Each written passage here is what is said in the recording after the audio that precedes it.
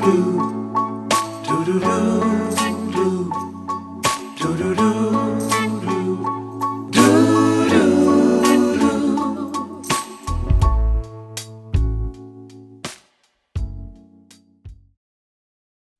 everybody, welcome to Noticeably Invisible. I'm your host, Dave. Today I am joined with a special guest. I got Chris Azero.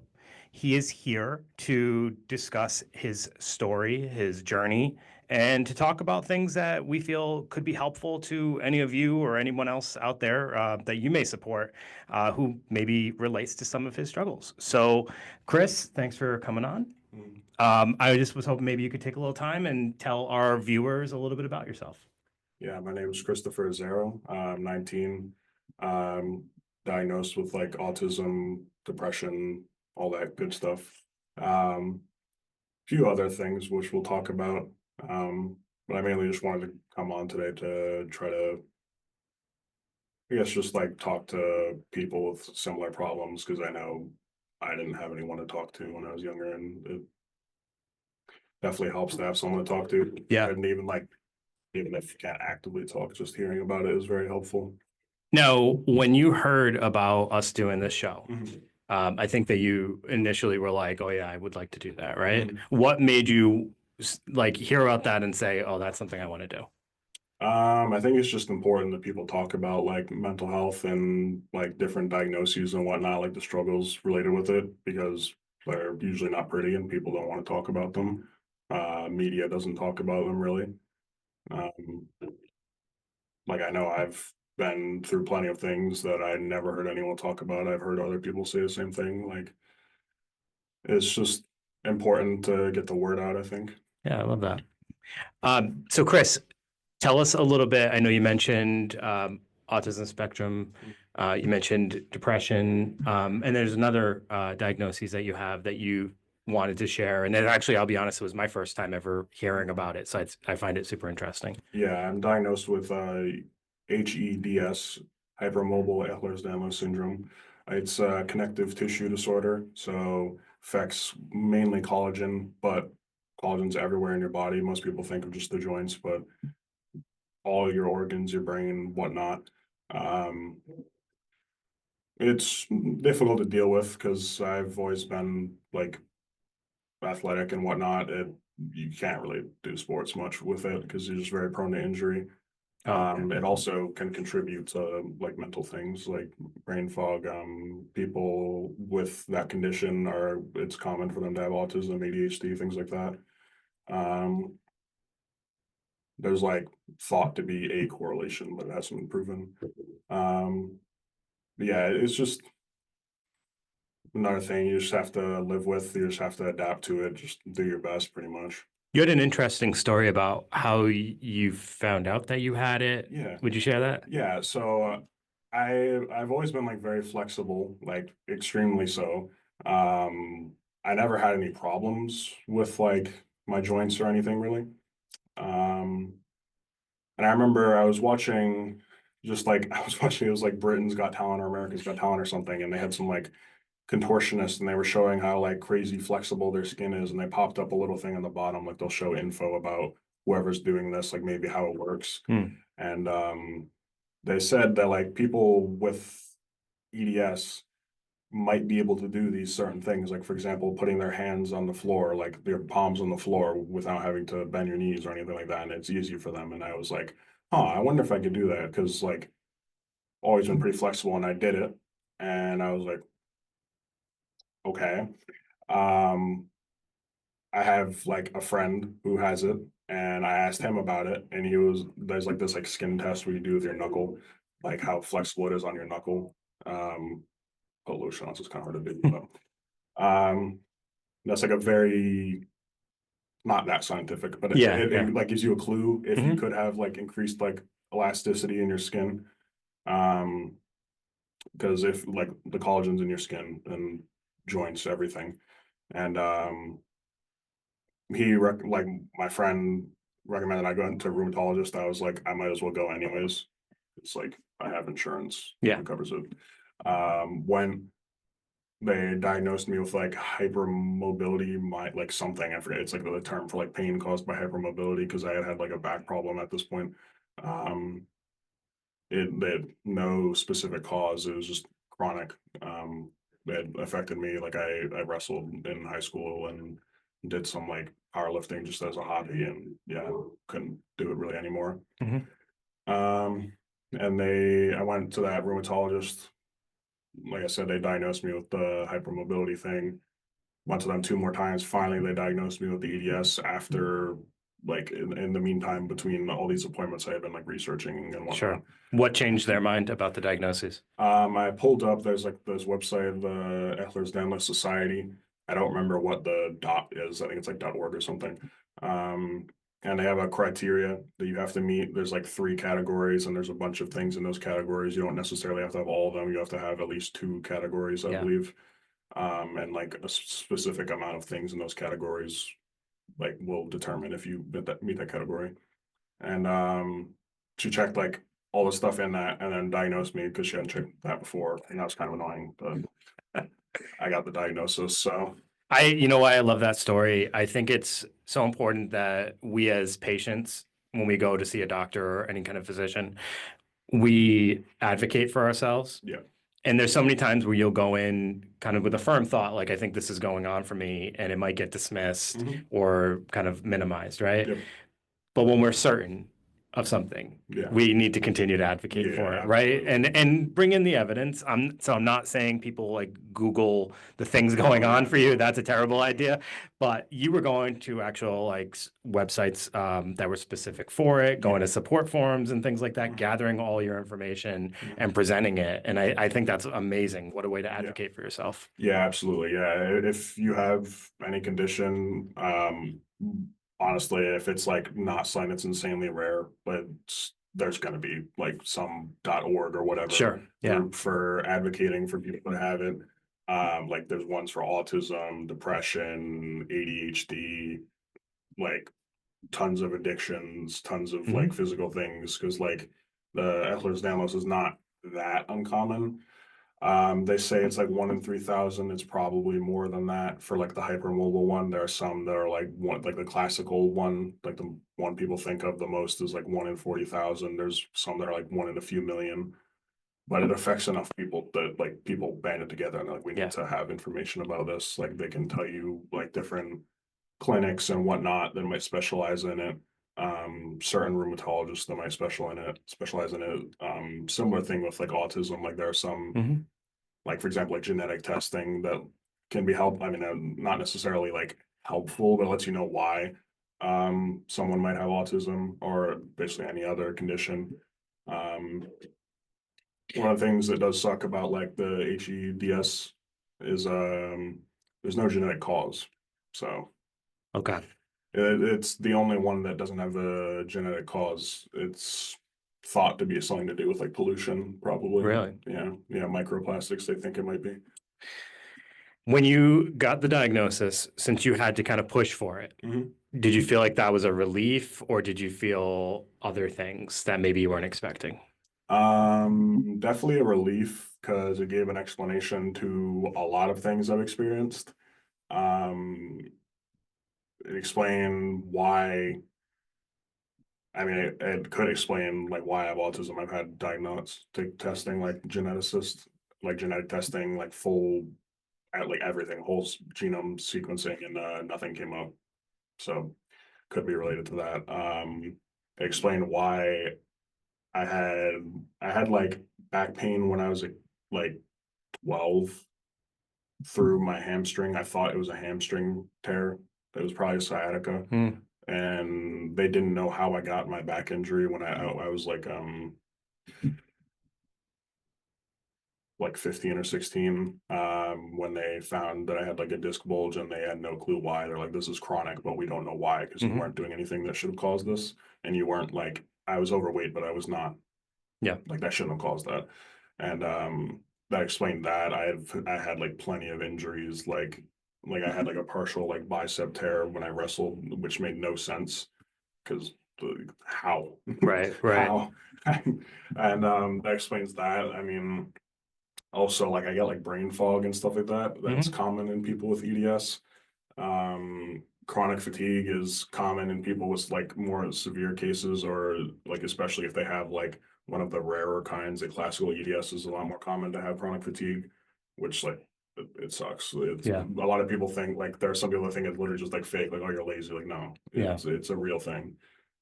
So, I enjoy hearing that because I think that sometimes people forget, like, sure, like when you get a diagnosis, sometimes that can be a hard thing to accept, right? Mhm. But also, there's a part of it that can be almost a relief, like you're saying, because it starts to put together pieces and provide explanation. And while it doesn't necessarily change anything, Yeah. it's just, hey, now I know it's because of this. Yeah. And it's not necessarily because of this other thing here. Yeah, I think probably the most like helpful part of getting a diagnosis is like treatment, if Yeah, there's any like applicable treatment. sure. Um, because like even like for example, like I was going to PT and stuff, the treatment they give me in PT, whether I have EDS or not, is basically the same. But there are certain things that they can change, like they might focus specifically on like certain things. Like a lot of the time in PT, it's like strengthening like your core. Um, and whereas like right now, for example, I'm doing a lot of stuff that's like coordination based because like you can have the strength and not use it, and then you have a problem. Mhm.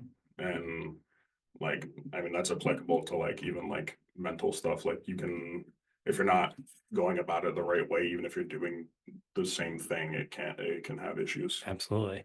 So, Chris, aside from this diagnosis, you mentioned a few others, and obviously, you came on here with the intention to discuss some of the challenges Yep. you've had in your past, and I kind of want to open that floor up to just to see what you'd like to share Yeah. exactly as far as some of that journey and what it's been like. Yeah. So I'm also, like I mentioned, I'm diagnosed with autism. Um, like Asperger's not a thing anymore, but Yeah. high functioning autism. Definitely been difficult. For people who maybe would like some context to what we mean when we say high functioning autism. What are some of the benefits and the challenges, I guess? Yeah, so autism is a spectrum. You can have many different like problems, but also there are like benefits of having autism. Um, yeah, it's a spectrum. You can be basically anywhere on the spectrum. You could have some problems that high functioning people have. You could have some problems that like medium functioning have. It's not super common for higher functioning people to have like problems that lower functioning people have, but it's not like unheard of. Um, and like it's kind of like if I were to describe it, it's like a Venn diagram of like what's going on, and then like the less things you have going on, the higher functioning probably, Sure. like or just like on the spectrum, because you can be higher functioning but like dysfunctional. Like I was like I was always good in school, always could learn anything I wanted, like but I had like a hard time in like social situations. I didn't understand like context and anything like Yeah. that. Like I couldn't read the room, nothing like that. Hmm. Hard time like talking to anyone that didn't have like my level of functioning.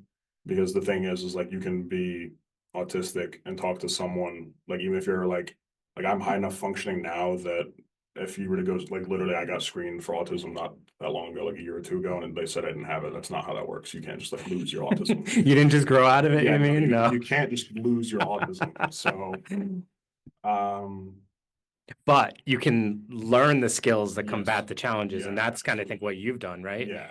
You're talking about the social skills. I think when we met the first time, you had described because we were talking about like eye contact, Yeah. body language, things like that. Mhm. Those are things you learned, right? Yeah, yeah. When I was younger, I had no like concept of like eye contact or body language or anything like that. Like I would either not look at someone or I would just like stare at them the whole time, which don't do that. Don't, and if they're aware that you have bad Yeah. eye contact, then sure. But like don't just do that to random people. Like that's my advice. Don't do that. But yeah, like same with like body language, like like I would just like lounge around whenever something was important and like stuff like that. And I mean, sometimes you can do that. You probably shouldn't. That's the thing is like it's like I said, it's like struggling with context. Yeah. Sometimes it's okay, sometimes it's not. Learning when it's okay and when it's not is very difficult. So society does a lot of its judgment Mhm. based on nonverbal things, Yeah, correct? yeah, So it's funny that you said that because you mentioned, the chronic fatigue. Sometimes people can view that as lazy if they don't understand what someone's Mhm. dealing with. Being someone who maybe doesn't understand like how my body language is, what my body language is conveying, you can come off as looking lazy. Yeah. We also talked about depression earlier, Mhm. and sometimes people with depression, if it's not known to the other people, it might be viewed as someone who's just being lazy, right? Yeah. So it's so funny how like we have so many negative views of Mhm. all these things without actually having any context. We just Yeah. immediately make judgments on people. Yeah. When I was learning to have better context, I'm not gonna lie, I do the same thing. It's like there's like a spectrum of like how much context you have relative to what your opinion of that person may be. So if you had full context of like me when I was younger, for example, knowing that I was bad with all these things, but I was still trying my best to pay attention, you would have a very different view as compared to just, oh, this kid doesn't care. Yeah. Like, We'd probably think that you were working really hard, actually, yeah, because you were doing the opposite of what your body wanted to do. yeah, exactly. So you were putting in a lot more effort than people gave you credit for. Yeah, exactly. Yeah. As I've gotten older and gotten better with it, it's not that difficult for me anymore. Hmm. Does it eventually become second nature? Yeah, I would say so. Yeah. I mean, occasionally I'll still like look at someone too much or whatever. Or like I'll like notice like I'm like lounging and I shouldn't be. But yeah, it becomes kind of like second nature. I can't say it's like that for everyone because like Hmm. autism and all that stuff is different for literally everyone. That's part of why it's a challenge. Um, but for me, yeah, it's definitely become much easier. You mentioned ability to learn, and I think Mhm. that's something very common, or you hear a lot about with people who are higher functioning Mhm. autism, and that ability to like retain information. Yep. Like you're quoting stats of how many people have a Yeah. diagnosis. Like Yeah. not everybody can do that, right? Yeah. Um, does that also something that you have to at times get a hold of, Yes. like being too smart Yes. about something? Yes. I had that's definitely an issue in social situations, where like it can kind of just seem like you're just being like condescending Hmm. if you're being too smart. Like Sure. it's annoying, honestly. Like if you know the person, like for example, my friends, I might just like blah blah blah blah blah about something that they don't understand. And like that I'm not trying to like like oh I know way more than you like kind of thing. Like it's I just think it's interesting. Yeah. Like that's the thing is You're like just sharing your yeah, information. Yeah. exactly. I think that's the thing that a lot of people don't understand about people with autism. Like I said, I can't speak for everyone, but I have friends with autism and they do the same thing. You just want to talk about things you like. You just want to it's like tend to be very direct. Like Yeah. you just want to talk about the things you like. You like the things you like, whatnot. You might have strong opinions about certain things, but they don't necessarily have to be like negative. It's just sometimes they can be worded poorly. Like I do that all the time where I just word something poorly and then I have to like be like, wait, I said that wrong. But you recognize it. Yeah, And that's that not always common. yeah, no, that's definitely a skill that I did not have like even like a few years ago. Hmm. I would say probably like within the past like 2 years I've gotten a lot better at that. Yeah. Because I used to be pretty bad at that. I used to just like I would say something and I would stick by it even if I knew I was wrong. And you shouldn't do that because that's how you annoy people. Um, Whereas now, like, I don't like admitting I'm wrong because I'm usually right, but you have to. Like, you can't just be Yeah. like that guy and just be like rude and condescending and whatnot, even if you might be right. Like, you still have to just be like open. I think that's something that I struggle with too, is like I didn't want to hear anything from anyone for the longest time. And now Hmm. I'll talk to basically anyone if they have something to say. Now, you mentioned you have friends who are also on the Mhm. spectrum. when they do those things to you, like let's say your friend comes up to you and he's all excited and he wants to talk about this one thing that he has like special interest in, and he just goes on and on and on. You have no interest in it at all. Yeah, it's kind of annoying, but Do you get annoyed? a little bit. What would But you say? I'm not gonna like tell them to be like stop, like Yeah. because I don't want them to do that to me. But it is kind of it can be annoying. But I understand that they feel the same way. But like we have like a mutual understanding that like that's just how we are. Um, and like I sometimes I'm kind of like rude and I'm like I don't want to hear it, and then they get upset and I'm like I feel bad because like Yeah. I didn't like I'm not trying to hurt their feelings. I'm just like I might be busy or something. Mhm. I love that. So talk to us a little bit about your history, your past. So you've been a part of programs that kind of have supported you and some of your needs and when you were younger. Mhm. And correct me if I'm wrong, but like maybe you've struggled with like some emotional regulation when you Yes. were younger, some anger Mhm. issues, and that's kind of landed you in different settings. Do you Mhm. want to talk about that a little Yeah, bit? sure, yeah. Yeah. Yeah, so I've always had like anger issues. I wouldn't call them anger issues. I was just angry because I couldn't express myself. I think that's something that like And so your level of communication now was not what it was no, back then. no. Even like a few years ago, I was really bad at communicating myself. I'm still not that great at communicating myself, to be I honest. would actually disagree with that, but we'll just. Yeah, but yeah, it was I couldn't communicate. Like I literally, I went like functionally mute because I was so frustrated that I couldn't communicate. Hmm. What like between I don't know like exactly. I don't remember. I was too young, but So you were just shut down. yeah, I literally just completely shut down for like years, and they had to teach me sign language. But I like couldn't learn sign language. I have a very hard time learning. Like I'm half Spanish. I don't speak Spanish. I don't know why. So language is different than other topics for you to Yes, learn. All right, yeah, all right. it's yeah. I don't know Use a why. different part of the brain. Yeah, I don't know why. It's like things that require like it's not very complicated. Like for example, like Spanish, the thing that messes with me the most is grammar because I'm so used to English grammar and Yeah. it's generally reversed in Spanish, and that's just very like I don't know why. It's also more, You overthink it. and isn't it more like conceptual versus tangible? Yeah, I would say so. In Yeah, it depends on like the dialect, but yeah, I would say so.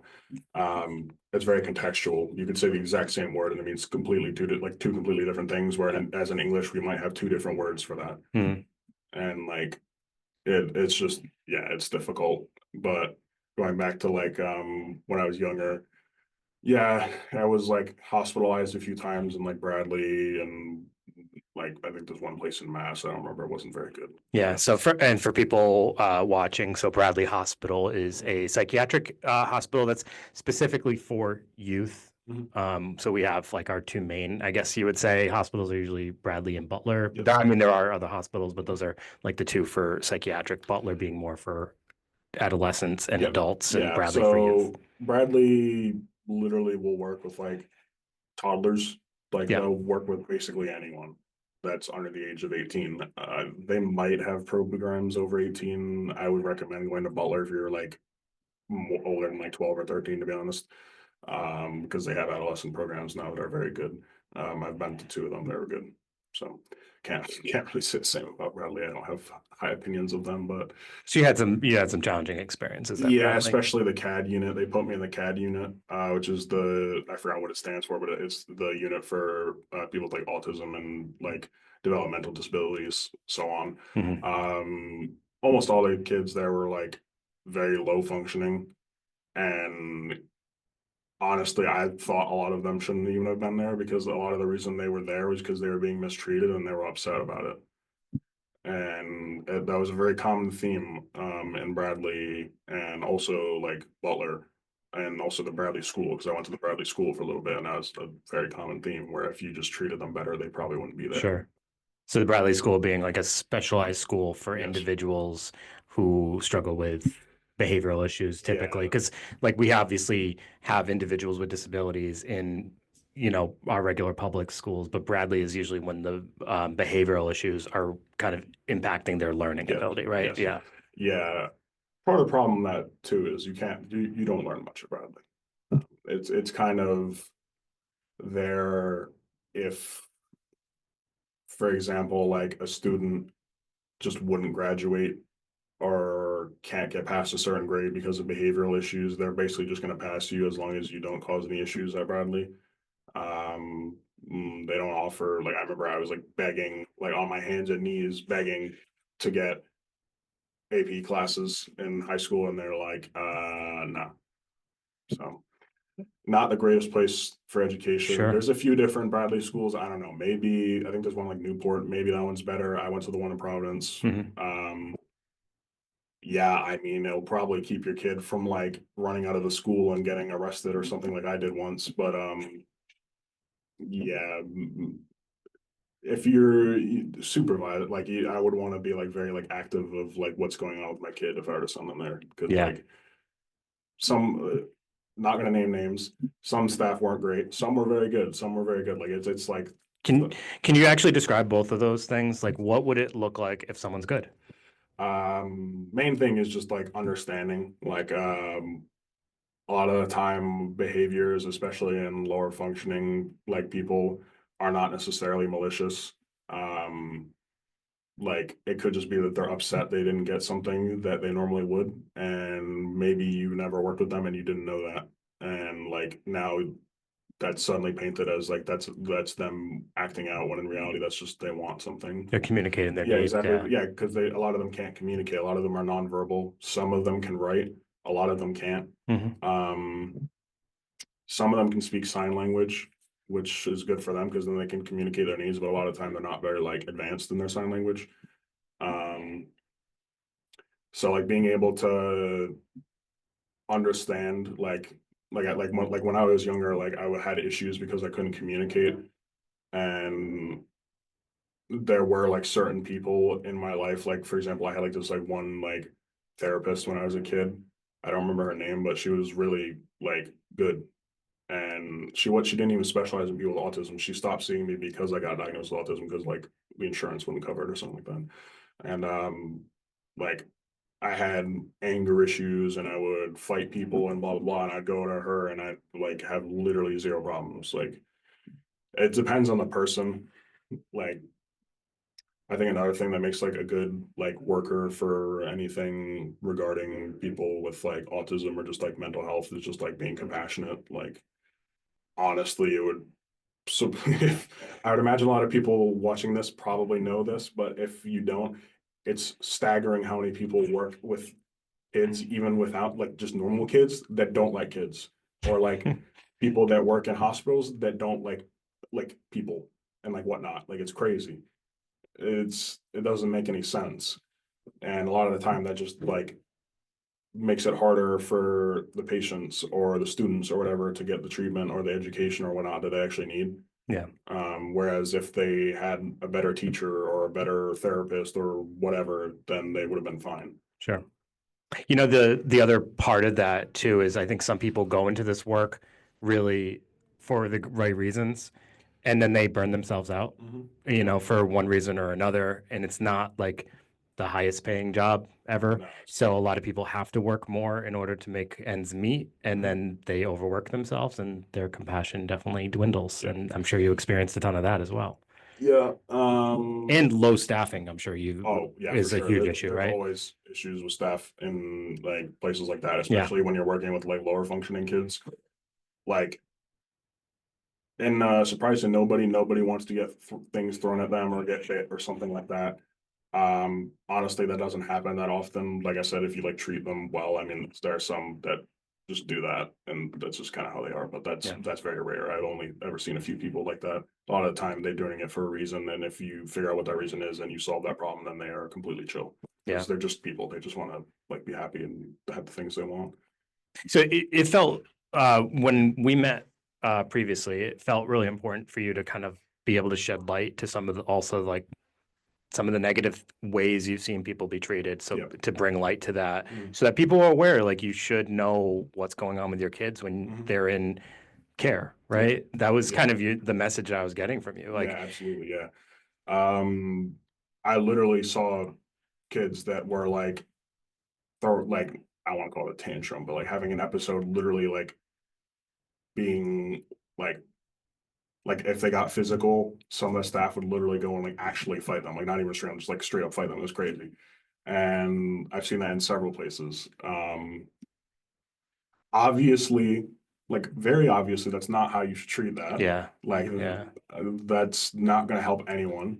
Um, a lot of the time, whenever a kid like that had an episode, most of the time they would end up being restrained, and then they would do the same thing over and over and over because you're not fixing whatever their problem Yes, is. exactly. Yeah.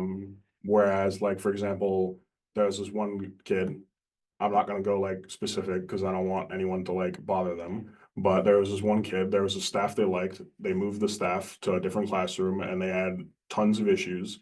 And then the kid ran out of the classroom and went to that other classroom and stopped having any issues. Like it could just be that they want this one specific staff or something. Like I don't blame them. There were some staff that were really nice that like if they weren't in my room, I would be pretty upset Yeah. because it's just like I don't want to have this other person that I don't like. And like I think that's like something that's common too, like in people with like autism is like there are specific people you like that are just nice to be around. Hmm. And it could be some like mundane tasks. Like for example, I do like pass and like do I actually like really need help doing some certain things? No. But having someone there makes it very helpful, especially like if I trust them and I know I can talk to them and things like that. Um yeah, and like it's just upsetting sometimes when you see stuff like that when it's like so like I mean it might not necessarily be obvious, but it's just like unnecessary the way some people are treated. Yeah. And like even like in like when I was at like Bradley when I was a kid, I got like restrained a few times because I was really upset because I wanted something or I wanted to go talk to someone like or I wanted to like call my mom or something and they got really like they're like, oh, you can't do that. Oh, you're not listening. Oh, we need to restrain you. And I'm like, why? You're a big guy. How tall are you now? Like 6'2", I think. I don't know. And you're solid. Yeah. Were you always this like a bigger guy? Honestly, no. When I was a kid, I was tall. I was very strong, but I wasn't like that big. Hmm. I was going to ask if that impacted also how they treated you, Yeah, kind of for viewing sure, you for as like sure, a larger male. for sure. Especially when I was in like the Bradley school, like most of the like after like a few months or like a year, all the staff knew I was chill. I didn't want any problems with me. I literally just wanted to get out of the Yeah, school. yeah. I just wanted to go to a normal school and like have a normal like education.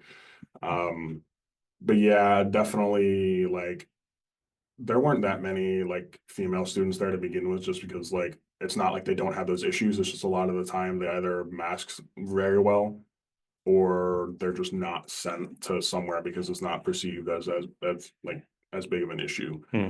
Um, but like for example, like there were female students that had problems, and you would see like maybe one staff just go talk to them, and like even if they were being aggressive, there wasn't a huge response. Yeah. And then like some big kid, like there's some kids that were bigger than me and they would just walk out the classroom just because they wanted to. And they would like a whole entire staff of the school would show up and like try to restrain them. And it's like, why? He's just doing his own thing. Like, Yeah, maybe if they actually minimized the response, it would have probably had a better outcome, right? yeah, no, it stresses them out. Like Yeah. if I was that kid, like I'd be super stressed too. Like if I would like I would tell the staff like I want to go on a walk, and they're like nah. And then one time I was like, all right, I don't care, so I'm just gonna go on the walk, and like you can send people if you want. I'm just gonna walk around and I'll come back. And they sent like 10 people, and then Yeah. I was really upset. Right.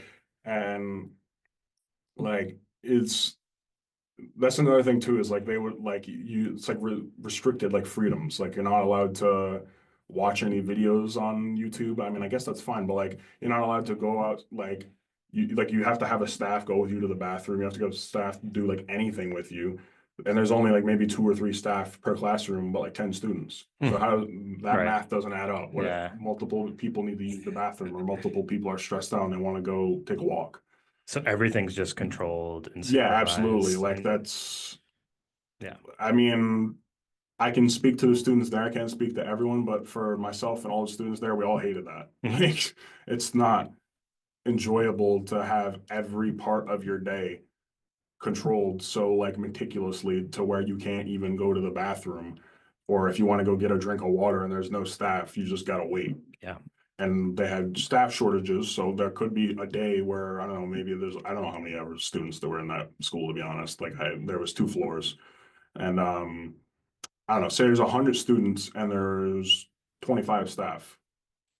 So there's one staff Yeah. for every 4 students, but the rooms aren't split evenly either. So there could be a room that has 15 students, but 2 staff, and there could be a room with 5 students with 3 staff or something. And it just doesn't make any sense. Right.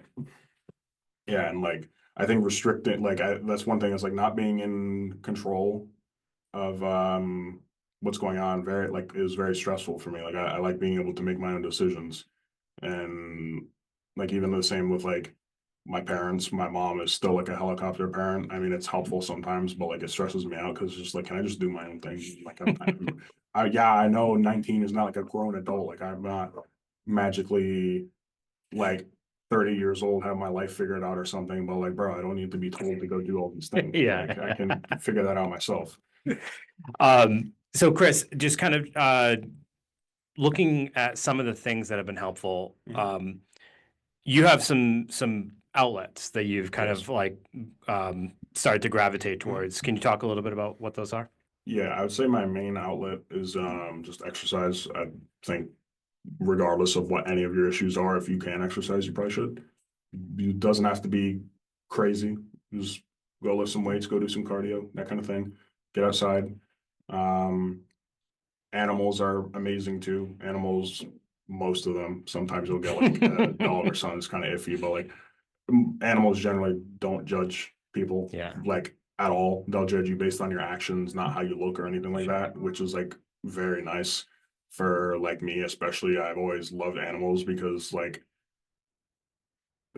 they just want to do their own thing if they're happy as long as you're not bothering them. How do you utilize those two outlets? Like, what do you do in regards to with animals, and what do you do for exercise currently? Yeah, so for exercise, I mean, I have like a home gym. I work out there. I'll go to the gym whenever I can, especially like if I'm frustrated. That's my main outlet because I mean, you get better results when you're lifting when you're frustrated, to be honest. You just have to be careful and not hurt yourself. Yeah.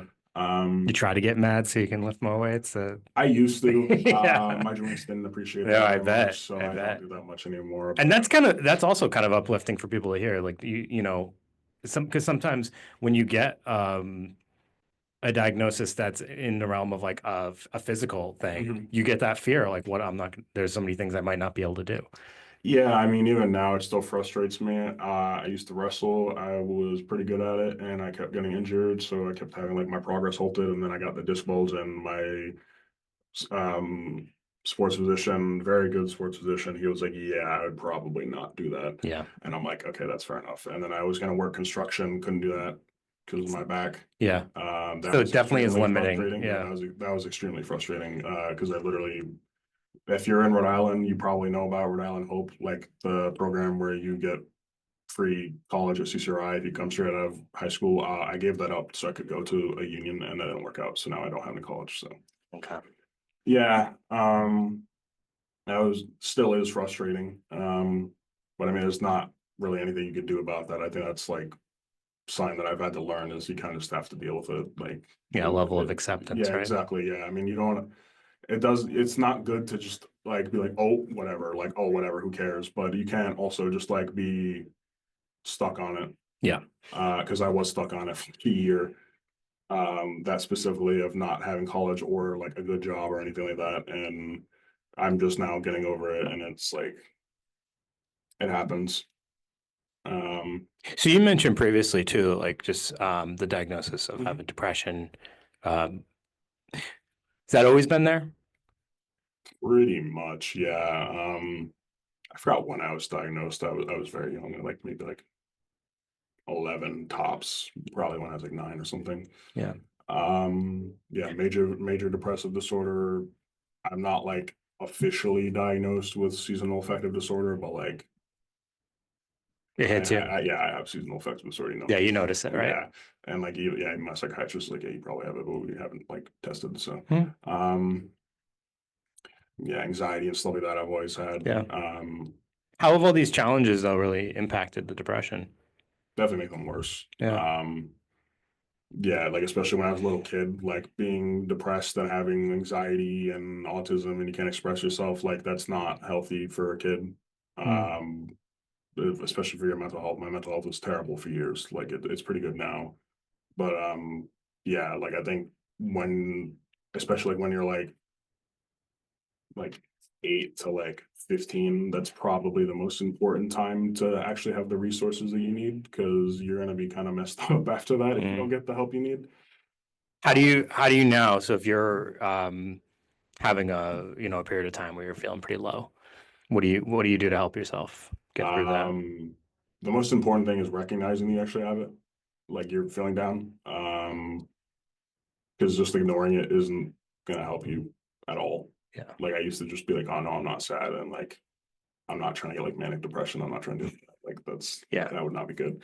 Um, just try to do something you enjoy, even if you aren't actively enjoying it. Like I'll work out even though I don't actively want to, but I still feel better afterwards. Mm. Especially like exercise is like one of those things where like you like unless you had like something crazy going on with like your like brain, you literally physically can't not feel better after exercise. You get Yeah. endorphins, like you I love can't that. not feel better. Same with like animals. Like you yeah, I mean sometimes my animals would annoy me. Like they have their own personality. Like my dog, for example, sometimes she just doesn't want to deal with me and it's like, okay, whatever, man. Like but like also there's like certain animals like I think like one kind of animal that's great for people with autism because they're very hardy and they're very like calm, they don't care. Well, two animals that both fit that, guinea pigs and bearded dragons, they're both very good. I have both. They're phenomenal for people with like autism in my opinion, Okay. especially bearded dragons. They're expensive, especially to set up like their tanks because they need a lot of fancy lights and whatnot. But yeah, they are like the most chill animals. They literally do not care. Hmm. If you, especially the current one I have, he's kind of skittish, which is rare for them. I think he just wasn't handled that much when he was younger. Yeah. But if they're like handled frequently, they you could like I would literally take mine on my shoulder and like just go anywhere. Like I'd go to an appointment. We're in the Perspectives building. I don't remember if it was this one specifically. I think it was another one that I brought like my other bearded dragon to a party with like tons of people. Yeah. And I sat her down on the ground and there was tons of people looking at her and she literally did not care. Now, I remember hearing about this, Yeah. and that was helpful for you Yeah. too, because it took some of the attention away Yeah, from you. absolutely. Yeah. Yeah. Cause it's like also like a good conversation starter. Like I Yes. loved that bear dragon and I love talking about her. Even the same one I have right now. He doesn't like people that much, but I still love him. I still love talking about him. So like if I just have him on the shoulder, people are like, oh my God, is that real? And I'm like, yeah. And I get to talk about him. And that's like a very easy thing that's like not it's nothing to do with me, which is nice because like like one thing that I appreciate is it helps me like gauge a person kind of because like honestly everyone knows there are some people you don't want to just talk to. It's just some people that aren't pleasant to talk to, and like an animal or something is like such like a little like innocent thing, and if they're not nice to the animal, you don't talk to them. Mm. Like and like you said, it takes the attention off of Yeah. me, and but it's still like Because I'm sure if you didn't have that bearded dragon with you going to a party. yeah, I'm not a fan of even now. I'm not a fan of parties. Yeah. I don't like big social events to be honest. It's not like I like oh, I'm all like anxious or something. It's just not my thing. Yeah. But like if I bring like an animal or like even like a friend, it's like having that animal there is like having a friend there that's like a like nice presence to Mhm. have is like probably like I said, it's probably one of the most helpful things. I'm sure most people know that like any person that like has like for example like kids with autism, they tend to like pets, dogs especially because dogs are super nice. They don't judge you. Like they just if you spend time with them, they're just always so happy to see you and whatnot. Like I think that's definitely like I understand why a lot of people don't keep pets because like it's work. Especially if your kid is like if your kid is low functioning or something, they can't take care of the pet. That yeah, I don't blame you. But like especially it's a good way to teach responsibility um to your kids because they get to learn responsibility about something they actually like. Yeah. Because a lot of the time you're teaching them responsibility, but they don't like what they're doing. Like taking out the trash, Yeah, cleaning your absolutely. room. Bro, I still hate that. My room is a mess. Like I don't Yeah. like cleaning my room. Um, So you need some, but like it's nice as his yeah, motivation there, right? exactly. Like it's motivation. Like if my friend comes over or something, I'll clean my room in like 20 minutes and it'll look brand Hmm. new. But if they're not, then it's just a mess. Well, like if I Yeah. have to do something for one of my pets, like I have to change their like I don't know, I have to move something into my room for them. My room's gonna be cleaned out in like 2 seconds. Hmm. Whereas you ask me to do that, I'm just gonna be like, oh, I don't want to do that. Like Yeah. it's like motivation to actually do what you need to do. Sure. Um, I liked what you said earlier too, when you were talking about depression and how like sometimes you'll make yourself go to the gym even if you don't want to. yeah, So the thing that I always try to highlight to people that are struggling with depression is you have to think about what is depression making you want to do. It's yeah, probably making absolutely. you want to stay in bed, isolate, not exercise, maybe not eat, Yeah, maybe not shower. yeah, You have to think about list all those things, and then you have to actively engage in the opposite, like yeah. opposite action, right? Mhm. So if it's making you not want to do physical activity, that's all the more reason to do the physical activity because Yeah. depression can't exist if you're doing all the things that are opposite of it, right? Well, I mean, it can, but it definitely It helps. doesn't go away. Yeah, it does. Yeah, The that's the the effects thing. of the depression Yeah, can't exist if yeah, you might still not be happy, yeah, but exactly. I mean, yeah, that's the thing is like you. That's something that I've had to learn is you won't always be happy, yeah, which sucks, but it's just how it is. yeah, And you have to learn to just like live your life like as happy as you can. And if that means exercising even when you don't want to, just because make you feel better, or oh, if I'm in better shape, maybe I'll feel a bit better, maybe I'll feel better about myself, things like that. Just do it. yeah. Especially like I have a home gym. I have no excuse to not do it, and I still somehow try to find an excuse. Like it's Oh, you can make an excuse for anything, yeah, right? exactly. Like, oh, it's a Yeah, little cold in the garage, but it's like 80 degrees outside or something. Like yeah. it's you'll always try to find an excuse for something you don't want to do, but you just got to do it. Yeah. Like it's easy to say, it's hard to do. So Chris, before we wrap, I Mhm, wanted you to offer some advice to mhm, anybody who's watching this who maybe kind of relates to your story, relates to some of yeah. your journey. Maybe they're going through it now. Mhm, What would you like to share with them to help them either get through it or kind of feel maybe differently about mhm. what they're going through? My best advice would just be talk. Like literally, just try to express yourself. It doesn't even have to be talking. It could be drawing. It could be singing. It could be go to the gym. It could be really anything you want it to be. Just like trying to hold things in is not helpful. Yeah. It's really not. So finding outlets. Yeah, exactly. Like having a good outlet, especially if it's something you can just do like whenever. Like I said, like singing is really nice. Drawing is really nice. You can draw whenever you want, as long as you have a piece of paper and a pencil or something. You can sing literally anywhere. People might get annoyed at you, but like who cares?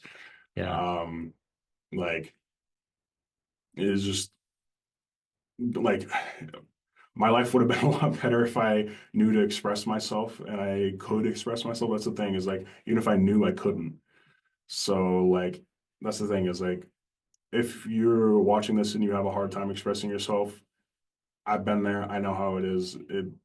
You just keep working on it. It gets better. Like it won't get better right away. I'll be honest, it won't. But it gets better. The more you work on it, the easier it becomes. Yeah. Also, it could just be like maybe you just need like a better, or not a better, a different situation. Like you could just be talking to the wrong person, and maybe they don't like, because certain people they need to be explained a certain way. Like I have friends where like I can barely talk to them, and they immediately know what I like, how I'm feeling. Yeah, And I actually am glad you came back to that because you were talking about something earlier. I think it was when we were talking about the staff Mhm, at the schools and like what mhm. makes a good staff. The thing that it keeps coming up in talking when you're referring to other people is there's some people who just take the time to understand you, Yeah, absolutely. Yeah. find a way to understand you, and it sounds like that's literally the most impactful thing someone can do for you.